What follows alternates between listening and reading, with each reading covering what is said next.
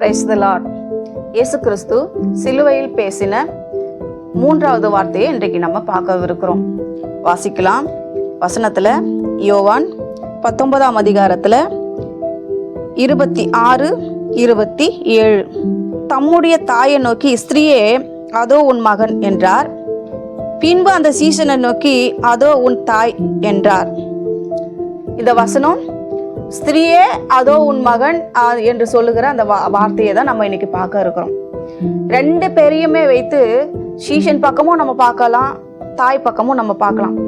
தாய் என்று வைத்து கொள்ளும் பொழுது பாருங்க, அந்த இடத்துல எல்லாரும் வந்திருக்கிறார்கள். சீஷர்கள் இருக்கிறார்கள், ஊர் ஜனங்கள் இருக்கிறார்கள், பரிசேயர் இருக்கிறார்கள், தலைவர்கள் இருக்கிறார்கள். ஊரே அங்க குழுமி நிற்கிறது. ஆனா யோசேப்பு பத்தி ஒரு வார்த்தை கூட அங்க எழுதப்படவில்லை. அதே மாதிரி இயேசு கிறிஸ்துவினுடைய சகோதரிகள் இருக்கிறார்கள் என்று சொல்லப்பட்டிருக்கு. 4 சகோதரர் இருக்கிறார்கள். சகோதரிகள் என்று சொல்லப்பட்டிருக்கிற எத்தனை என்று சொல்லவில்லை. ஆனா அவர்கள் அந்த கூட்டத்தில் நிற்கிறார்களா என்று அதிகமாக இந்த இடத்துல சொல்லப்படவில்லை. ஆனா தாயை மட்டும் அதிகமாய் சொல்லப்படுகிறது. அப்போ தாய் கண்ணீரோடு அங்க பார்த்து கொண்டு இருக்கிறார். என்னுடைய வாழ்க்கையில வந்த முதல் மகன் நீதானப்பா, நீ வந்ததுனால இந்த உலகத்தாருக்கு நான் அறிமுகமானேன். நீ என் வயிற்றில் பிறந்ததுனால சாஸ்திரிகள் வந்தாங்க, அநேக காரியங்கள் நடந்தது, எவ்வளவோ பிரச்சனைகளும் நடந்தது, நன்மைகளும் நடந்தது.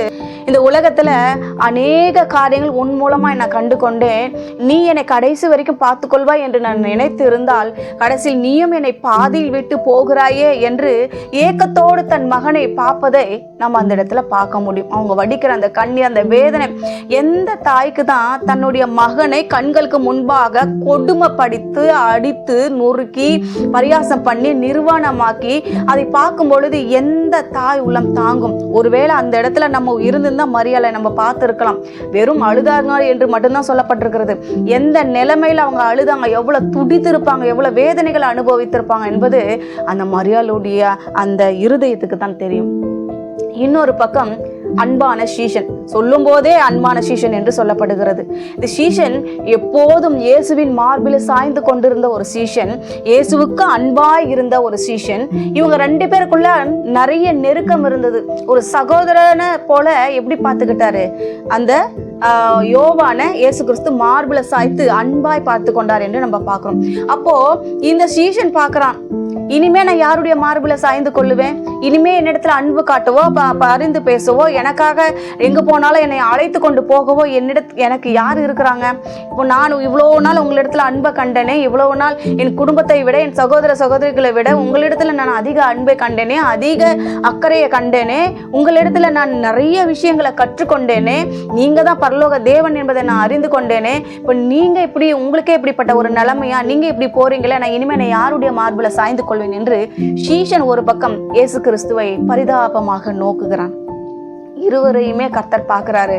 அப்பதான் சொல்றாரு, அவரு நினைத்துக்கிறாரு, நான் ஏன் உங்களை கைவிட போறேன்?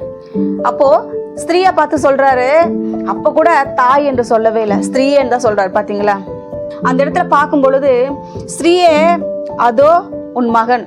இவ்வளவு நாள் நான் உனக்கு மகனா இருந்தேன், இப்போ என்னுடைய வேலை முடிந்து விட்டது, நான் செய்ய வேண்டிய காரியங்கள் அநேகமா இருக்கிறது, அதனால நான் போகிறேன். இனிமேல் எனக்கு பதிலாக இந்த யோவான் மகனாய் இருந்து உன்னை பார்த்து கொள்வான், அதனால இவனை நீ ஏற்றுக்கொள் மகனாக என்று ஒப்படைப்பதையும் நம்ம பார்க்கிறோம். 2வது சீஷன் இடத்துல சொல்லுகிறாரு, இவ்வளவு நாள் நீ என்னுடைய மார்பில சாய்ந்து கொண்டிருந்த, நீ இவ்வளவு நாள் என்னிடத்துல அன்பா இருந்த, நான் உன்னிடத்துல அன்பா இருந்த, எல்லாமே நடந்தது, ஆனால் உன்னையும் நான் கைவிடவில்லை. இதோ எனக்கு பதிலாக என்னுடைய தாயவே உன்னிடத்துல நான் கொடுக்கிறேன். நீ இனிமே அந்த தாயை உன்னுடைய தாயா ஏற்றுக்கொண்டு என்னிடத்துல பெற்றுக்கொண்ட அன்பையும் பாசத்தையும் கரிசனையும் என் தாயினிடத்துல இருந்து உனக்கு கிடைக்கும் என்று சொல்லி சீஷன் இடத்துல கொண்டு போய் கர்த்தராகிய இயேசு கிறிஸ்து ஒப்படைப்பதையும் நம்ம பார்க்கிறோம். தாய் சிந்தனைக்கும் ஒரு பதில் கொடுத்தாரு, சீஷனுடைய சிந்தனைக்கும் ஒரு பதில் கொடுத்தாரு. இன்றைக்கு பாருங்க, எத்தனை பிள்ளைங்க நான் யோசித்தது உண்டு, அவருக்கு இத்தனை சகோதரிகள் இருக்கிறாங்க, அவங்கெல்லாம் பார்த்து கொள்வாங்க என்று நினைக்கவும் இல்லை. அதுவும் இல்லாம அவங்கெல்லாம் அந்த இடத்துல எதுவும் சொல்லப்படவும் இல்லை. இவங்களும் அந்த பிள்ளைகளை நினைச்சு எதுவும் சொல்லல மரியாளும்.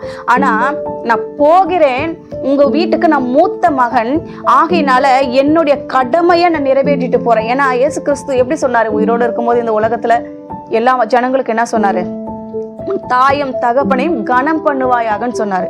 அந்த கனம் பண்ணுகிறதை அந்த கடைசி நிமிஷத்துல கூட என்ன பண்றாரு? தன் தாயின் இடத்துல அதை காண்பிக்கிறார்.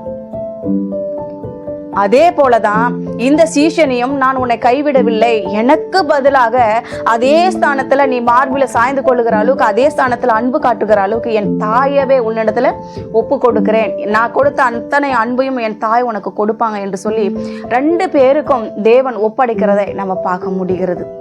ஆகினால நம்ம இன்றைக்கு உலகத்துல எப்படி இருக்கிறோம்? நம்ம தாயும் தகப்பனையும் கனம் பண்றோமா?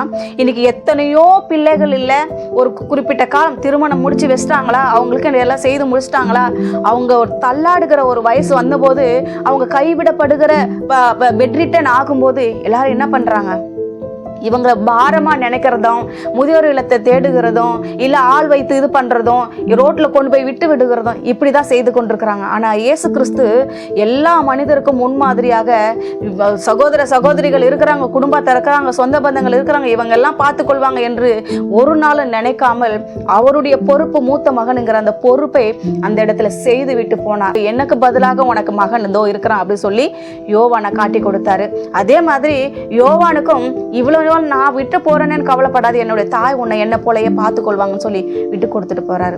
நமக்கெல்லாம் ஒரு முன்மாதிரியை காண்பிக்க வேண்டும் என்பதற்காக தான் இந்த வார்த்தையை கேட்கிற ஒரு சகோதரனும் ஒவ்வொரு சகோதரியும் தாயையும் தகப்பனையும் கனம் பண்ணுவீர்களாக. ஏன்னா இயேசு கிறிஸ்து சிலுவையில கடைசி நிமிஷத்துல அதை காண்பித்து விட்டு போயிருக்கிறார். ஏன்னா 10 கட்டளைகள்ல ஒரு கட்டளை எது? உன் தாயும் தகப்பனையும் கனம் பண்ணு, அப்பதான் நீ நல்லாவும் இருப்ப, உன் வாழ்நாள் நீடித்து இருக்கும் அப்படிங்கிறதுக்காக. ஆகினால இயேசு கிறிஸ்து நமக்கு என்ன கற்றுக் கொடுத்தாரோ அது அவருடைய வருகை பரியந்தம் நாமளும் செய்ய வேண்டியது நம்மளுடைய கடமையா இருக்கிறது. ஆமென்.